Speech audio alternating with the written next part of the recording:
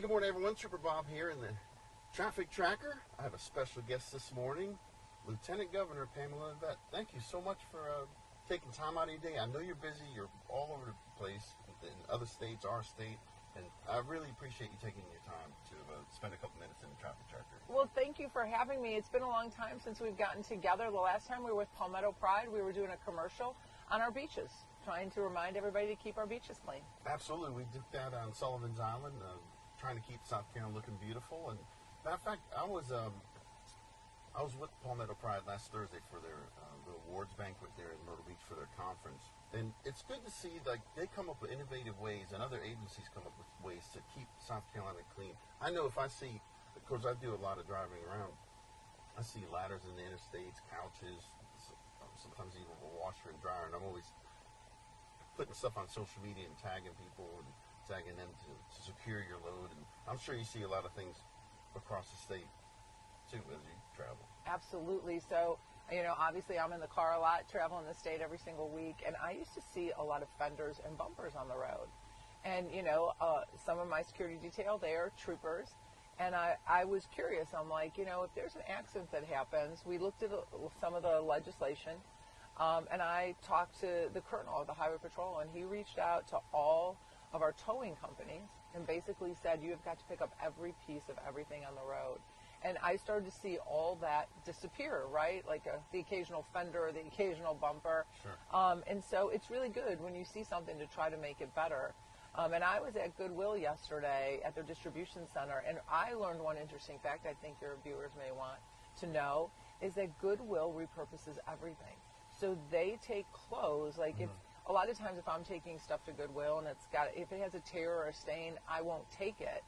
But what they do is they have a second purpose for everything. So clothes they can't resell, they kind of pressure together in a big cube, and it goes to recycle for filler and new material and things like that. So just I thought was interesting because I didn't even know that Goodwill can repurpose even the clothes you they can't resell, and so it doesn't have to go to a landfill. I didn't know that, and I take good stuff to Goodwill, but now I'm getting some education here. Yeah. On early morning Tuesday. I know you started off in the private sector. You were the CEO of your company. But was there an event or an inspiration, someone inspired you to run for office, especially the office of Lieutenant Governor? Well, actually, President Trump really inspired me. You know, I was running my business, helping other companies grow is kind of what we did as a payroll HR company. And I kept seeing government kind of getting in the way of growth for businesses. And my grandparents were immigrants, and I kind of kept getting the feel that it was going to be harder for my kids to reach the American dream than it was for my grandparents. And when I saw President Trump like really put himself out there and give up so much, it was an inspiration to me to take what I've learned in business and try to make our state the best it could be. I was going to ask you, in 2021, I read that you were inducted into the 50 most influential people in the upstate. Now, there's a lot of people in the upstate, all around the state, but that's quite an honor.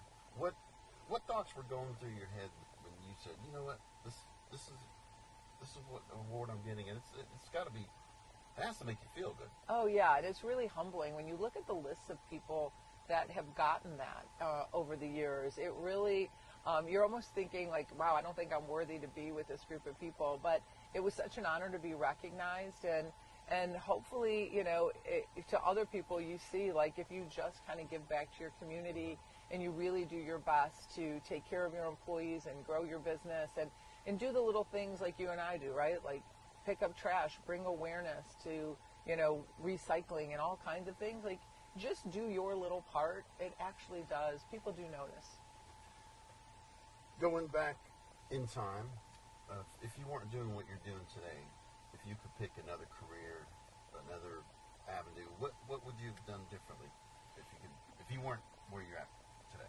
Well, you know, I don't know that I would do anything differently, but I think if I reinvent myself again, I keep telling my husband David this, if I reinvent myself again, I want to make something.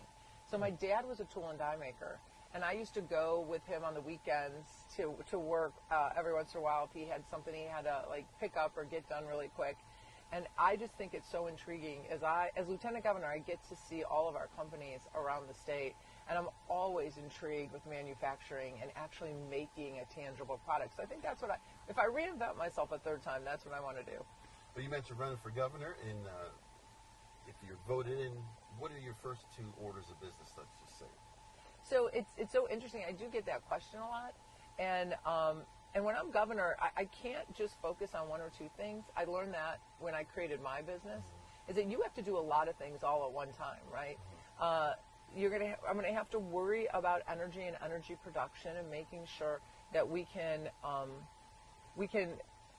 have ample energy for our businesses and our citizens, and have to look at the jobs of tomorrow and make sure we're educating our children so that they're ready for those jobs. And we have to make sure we our state to continue to grow in a very thoughtful plan. And we have to just overall worry about education and environment and all the things that make South Carolina great. Have to help our farmers. And you have to do all these things at the same time. And everybody out there that owns a business understands what I'm saying. Can't just concentrate on 1 or 2 things. A lot to do for sure. Speaking of South Carolina, I want to talk about the roadways for 1 second. Oh, that's your specialty. That's my specialty. You know, I look back, I spent half of my life on the highway patrol. I spent half of my life riding the interstates. I can tell you where the interstates are going to clog up, just like any trooper, not just me. Yeah. They can tell you during a holiday weekend, especially between October, and I see it more between October and January for those holidays, whether it's Halloween or Thanksgiving that people are traveling for the Christmas holiday. I-95. Now, I was coming back from North Carolina visiting my son this weekend. When I got on the I-95, when I went through Florence, I went to 3 lanes, and I was like, oh, a little bit of peace. And then it went back to 2 lanes. Do you envision I-95 eventually being 3 lanes? I know it costs a lot of money for bridges, and you have to expand the overpasses and all of that stuff, but well, first and foremost, thank you for your service with the Highway Patrol. Those are a great, amazing group of men and women who keep us safe on the roads. And thank you for what you did, and thank you for all the troopers that are out there doing their job. Please stay safe. Yes, I do think I-95 is on the docket. Widening it has become, a big priority. It's been a priority since I've been in office. And I do believe we're going to see a lot of infrastructure changes. President Trump in the One Big Beautiful Bill has put down a lot of ideas. Secretary Duffy really working with states and, our state DOT, first and foremost, cutting red tape, right? The president wants to cut red tape. I think that's the beauty of having business people in office. They realize how that handcuffs you. So once again, thank you to President Trump. It's a big part of the Big Beautiful Bill, and we're excited to adopt a lot of the things that Secretary Duffy and the president are doing so that we can make South Carolina roads a whole lot better for our travelers.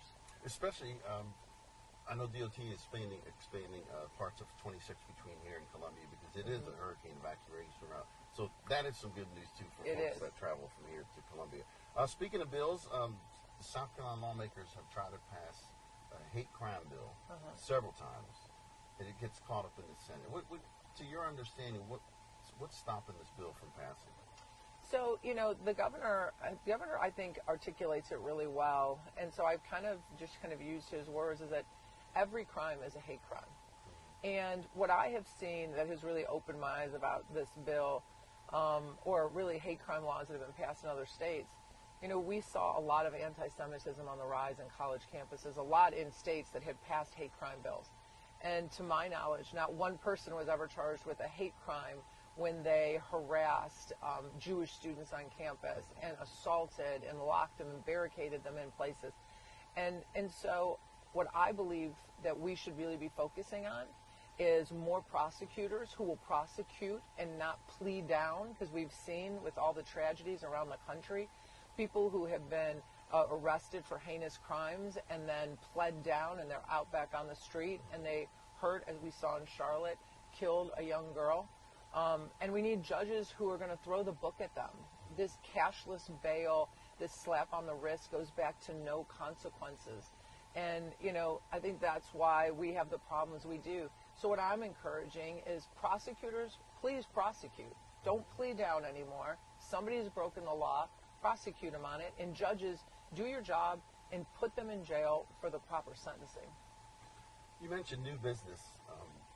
You mentioned businesses in South Carolina. And when you're governor, what new business would you like to see? Would you like to see more automotive? Would you like to see more tech? Is there a certain business that you'd like to see, or just a little bit of everything? So, we lead the world in advanced manufacturing, and I am so proud of what South Carolina does. But I was at this really cool company, Polymed, on Friday, and they are in the life sciences world. And what they're doing, Bob, is changing people's lives for the better. Such a cool company. I think the life sciences are the wave of the future. Technology and medicine and personalized medicine is changing. I think that becomes a deal breaker. Here in South Carolina, as the next governor, I want to see industry diversify. I want to see jobs being created here, great paying jobs that attract the best and brightest when they come out of our colleges to stay right here in South Carolina. You mentioned schools and getting people working. Yes. When I was in school, we had auto shop, we had graphic arts, we had home ec, and that was in middle school. We had wood shop, metal shop, where it actually taught you to weld, and small engine repair. When I talk to students here, because I spend a lot of time at schools, they're like, well, we don't have that here. We don't have that here. I just feel like if we had some of that in our schools, kids would be more interested. The kids, not everyone wants to go to college, but some kids would be more interested and start earlier in life. So when they're 18, they graduate, they've already been doing it for 4 years in school. They can get into a job and not have to jump into a tech school on day one and first start learning electrical or stuff like that. I think that's wonderful. And, I agree with you.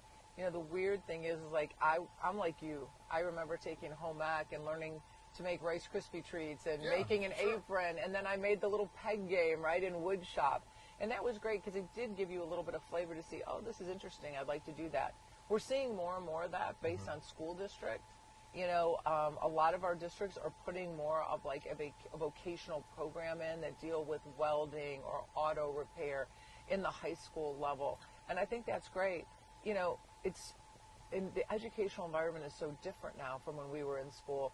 Now we have to teach our kids coding and STEM and STEAM because these are also the careers of the future. Sure. But I encourage parents all the time that if your children have this desire to work with their hands, really help them. There are so many programs out there, a lot of them through our technical colleges, a lot of them in our school districts. Sometimes you just have to reach out and look for them. But these are great paying jobs that we're in need of. And so, if your kids love electrical, get them into these programs. Sure. If they love to work with their hands, their future is very bright, and the sky is the limit for what they can earn. One last question, and I appreciate your time. I know you mentioned your grandparents were here as immigrants. I came here. I'm Hungarian. I came here as an immigrant, too. What do you remember from your grandparents growing up? They probably talked about the old school ways they did things and the old, back in the old country and stuff. And was there a certain food that you liked? Whether, obviously, Polish. Yes. Polish. There's a certain meal or food that you liked? Oh, absolutely. So I was so blessed that my grandmother lived with us. So I never got to meet my grandfathers. Both of them passed away before I was born. But my grandmothers, my mother's mother lived with us every day. So I used to hear all about Poland and where she came from and learn to cook with her. So my mom and I still make pierogies, and that is a great Polish favorite. And we make gołąbki, which some people call stuffed cabbage, which is also a Hungarian food. Turtle kapusta, that's what they call it. That's right. So we still love those foods, and my children love it. What I learned from my grandmother is my grandmother was so proud to be an American and come here, and she felt our opportunities were endless. But she was also proud of her heritage, and so we passed that down, and I passed that down to my children. So my daughter now makes pierogies with my mom and I, something I hope she'll carry on to her kids. And we still keep those great, rich Polish traditions while also love being an American and know that we are so blessed to live in this country.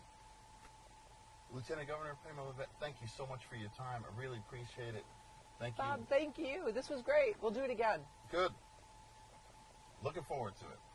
As always, make sure you buckle up if you are headed out this morning. Don't be ejected from life. Make it a good Tuesday. Thank you for watching.